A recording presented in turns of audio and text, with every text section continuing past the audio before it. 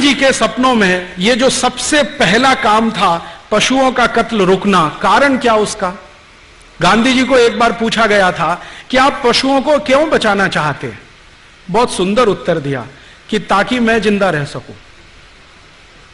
उत्तर बहुत सुंदर है।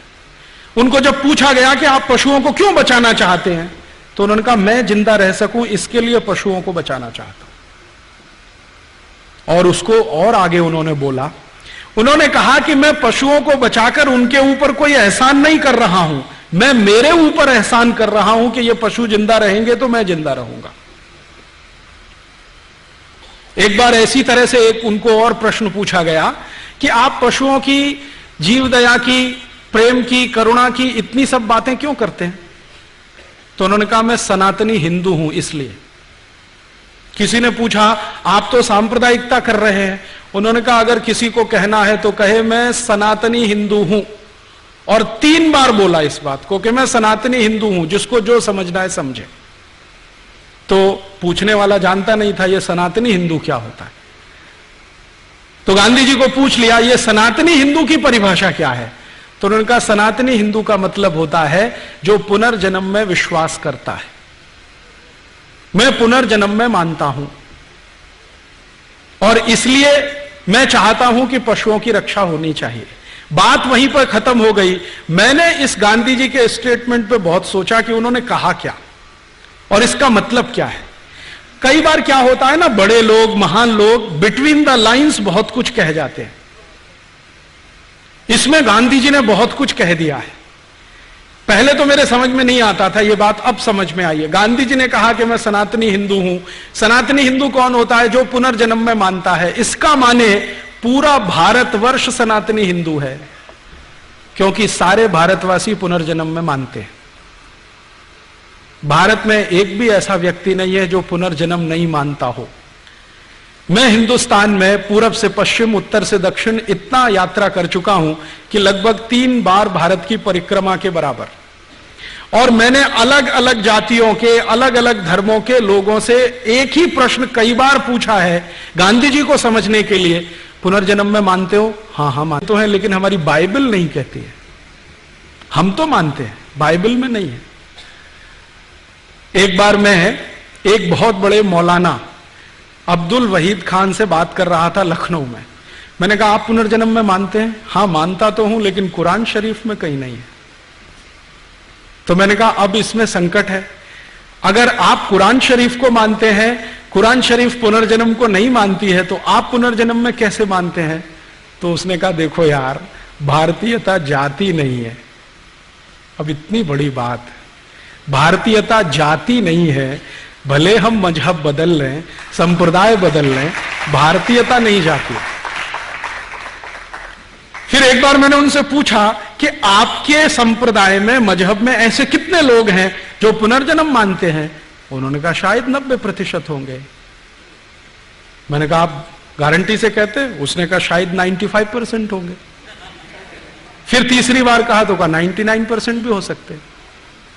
मैंने पूछा कैसे? तो उन्होंने कहा हम कोई अरब देश से आए हुए थोड़ी है, हम तो यहीं के हैं। हजारों साल हमारे पुरखे तुम्हारे ही जैसे थे।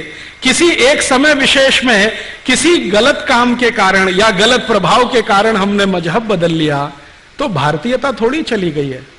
फिर मैंने कहा मुझे ऐसे कुछ लोगों से बुला दो जो भारतीय मुसलमान है।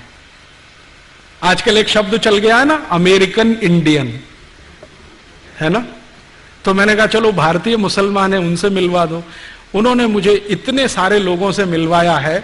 उनके घरों में मैं गया हूं, उनकी शादी ब्याह की पद्धतियों को मैंने देखा है, नामकरण की पद्धतियों को देखा है, उनके त्योहारों की रीति रिवाजों को देखा है। कहीं से नहीं लगता है कि वो अभारतीय हो गए।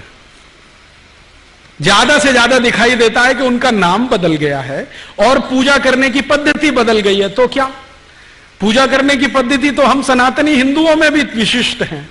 कोई मंदिर को मानता है, कोई नहीं मानता, कोई दुर्गा को मानता है, कोई हनुमान जी को मानता है, कोई किसी को मानता ही नहीं है, कहता है कि देवी देवता होते नहीं है, मूर्ति कुछ। तो पूजा की पद्धति तो हम में भी बदली हुई है, उनमें भी बदली हुई है। तो क्या भारतीयता तो नहीं गई है? मैंने एक उनसे प्रश्न पूछा, खान साहब से कि अच्छा ये बताइए कत्ल खानों पर आपका क्या विचार है। उन्होंने कहा वही जो महात्मा गांधी का, कत्ल खाने बंद होने चाहिए। मैंने पूछा क्यों बंद होने चाहिए, तो उन्होंने कहा कि इसलिए कि हम जिंदा रह सके। मैंने कहा आप गांधी जी को अनुकरण कर रहे हैं या ईमानदारी से कर रहे हैं। उन्होंने कहा मुझे भी समझ में आता है कि पशु जिंदा है तो हम जिंदा हैं, हमारी औकात तो इन पशुओं से है, अगर ये चले गए तो हम तो नहीं रहने वाले हैं। फिर उनसे मैंने एक विशिष्ट बात पूछी जिसको पूछने की हिम्मत कम लोगों में होती है। मैंने उनसे कहा आपने कभी गाय का मांस खाया? उसने कहा यार एक बार खाया था तो मेरी मां ने बहुत पिटाई किया था मेरा। मैंने पूछा कैसे, क्यों? उन्होंने कहा हमारे घर में सख्त पाबंदी है, आज भी हम गाय का मांस नहीं खाते हैं। मैं पूछा अगर गलती से आ गया तो? बहुत सारा मांस आता है उसमें गाय का आ गया तो उन्होंने कहा पता चल जाए तो बर्तन को उठा के घर के बाहर फेंक देते हैं, उस बर्तन को भी काम में नहीं लेते। तो मैंने कहा फिर ये गाय की हत्या क्यों हो रही है? उन्होंने कहा ये तो अंग्रेजों की साजिश है जो आज तक गाय की हत्या हो रही है।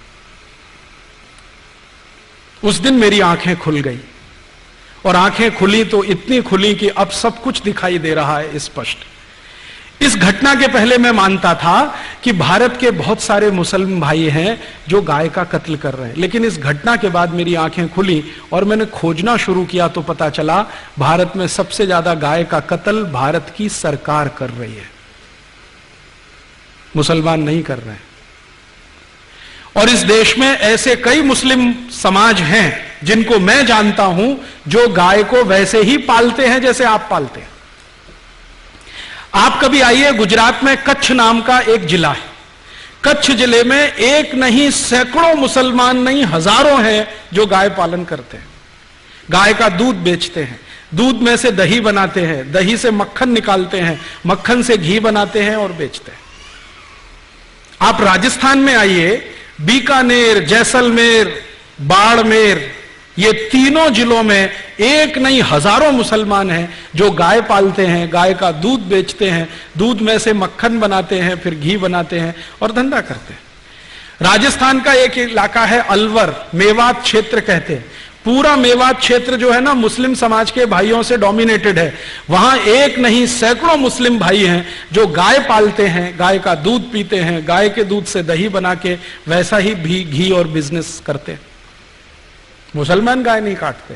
ये बहुत बड़ा भ्रम है जो हम हिंदुस्तानियों के बीच में फैलाया अंग्रेजों ने, और ये भ्रम फैलाया था अंग्रेजों की रानी ने, जिसको हम दुर्भाग्य से विक्टोरिया कहते रहे हैं। उसने एक चिट्ठी लिखा था 1894 में।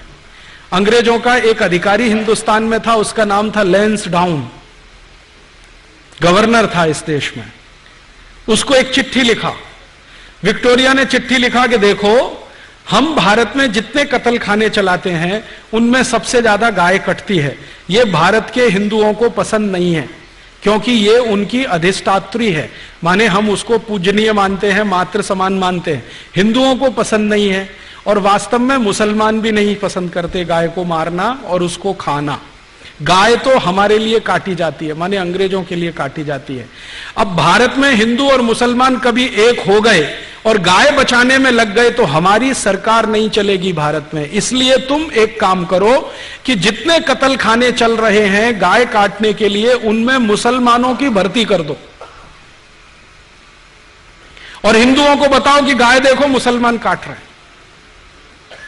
तो हिंदुओं की भर्ती नहीं, मुसलमानों की भर्ती कर दो। हिंदुओं को बताओ कि गाय मुसलमान काट रहे हैं, कट हमारे लिए रही है, काट रहे हैं मुसलमान, खाते नहीं है, हम खा रहे हैं, काट रहे हैं ये। हिंदुओं को जब ये पता चल जाएगा ये दोनों एक दूसरे को लड़ मारेंगे और ये लड़ने लगेंगे तो हमारी गद्दी सुरक्षित रहेगी और हम भारत पर 1000 वर्ष तक राज करेंगे। ये विक्टोरिया की चिट्ठी है, लैंसडाउन को 1894 में लिखी गई। इस चिट्ठी से पढ़कर मेरे समझ में आ गया कि पॉलिटिक्स क्या है इस देश में। पॉलिटिक्स ये है कि गाय कटे अंग्रेजों के लिए और लड़ते रहे हिंदू मुसलमान। हम एक दूसरे को गाली देते रहें, एक दूसरे की टांग खिंचाई करते रहें और अंग्रेज मजा करते रहें। इस तरह से अंग्रेजों ने वो एक जो पॉलिसी है ना, बांटो और राज करो, डिवाइड एंड रूल, वो ये है। तो इस डिवाइड एंड रूल में हमको फंसाया, गाय को कटवाया, और एक दो नहीं करोड़ों गायों को कटवाया इस देश में। एक कत्ल खाना जो कलकत्ता से शुरू हुआ, धीरे धीरे भारत के हर कैंट एरिया में फैल गया। 350 कैंट एरिया अंग्रेजों ने स्थापित किए, 350 कत्ल खाने बना दिए।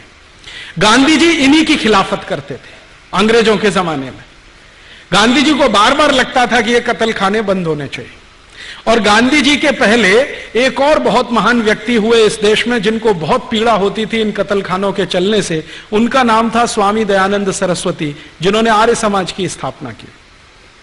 उन्होंने तो अपने जीते जी एक फौज तैयार कर दिया गोरक्षा के लिए। स्वामी दयानंद सरस्वती ने एक संगठन बना दिया जिसका नाम आर्य समाज, आज तक जीवित है। 125 वर्ष पुराना संगठन है, कांग्रेस से भी पुराना संगठन। कांग्रेस जो राजनीतिक दल है ना, उससे पहले का ये आर्य समाज है। इसका एक ही काम था, गोरक्षा करना।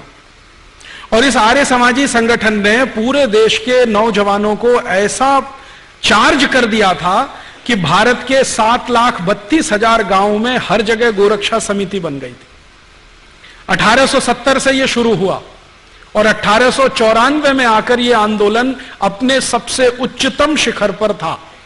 और 94 में जब यह आंदोलन उच्चतम शिखर पर था तो भारत के हिंदू, मुसलमान, सिख, ईसाई, जैन, पारसी, बौद्ध सब मिलकर गोरक्षा में लगे हुए थे। और अंग्रेजों के सामने एक प्रश्न खड़ा कर दिया था कि एक भी गाय कटेगी तो अंग्रेजों की खैर नहीं। तो अंग्रेज घबरा गए थे। इसी घबराहट में रानी ने चिट्ठी लिखी थी 1894 में कि अगर इस आंदोलन को तोड़ना है, हिंदू मुसलमानों को लड़ाना है, तो तुम ये काम करो कि सारे कत्ल खानों में मुसलमानों की भर्ती करो और हिंदुओं को बताओ कि गाय ये काट रहे हैं। और जब ये खबर अंग्रेजों ने फैलाई, उसके बाद इस देश में हिंदू मुसलमानों के दंगे शुरू हो गए।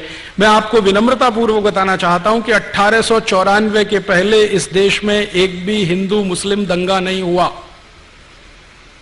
पहला हिंदू मुस्लिम दंगा 1894 दिसंबर में हुआ, रानी की इस चिट्ठी के बाद। और उसके बाद लाइन लग गई दंगों की। फिर क्या हुआ, आजादी का प्रश्न पीछे आ गया, गोरक्षा का प्रश्न पीछे आ गया, हिंदू मुसलमानों का सांप्रदायिकता का प्रश्न सबसे आगे आ गया। और अंग्रेजों ने लगभग 60-70 साल तक इसी आग को जलाकर रखा और इसमें समय समय पर घी डालते रहे। वो कभी भी ये दोनों एक ना हो जाएं, इसके लिए पूरी ताकत लगाकर अपने एजेंटों को उन्होंने भारत की बहुत सारी संस्थाओं में घुसा के बिठा दिया कि यह समाज एक ना हो जाए। और इस तरह से बदस्तूर गाय कटती रही और हत्या होते होते करोड़ों की संख्या में पहुंच गई।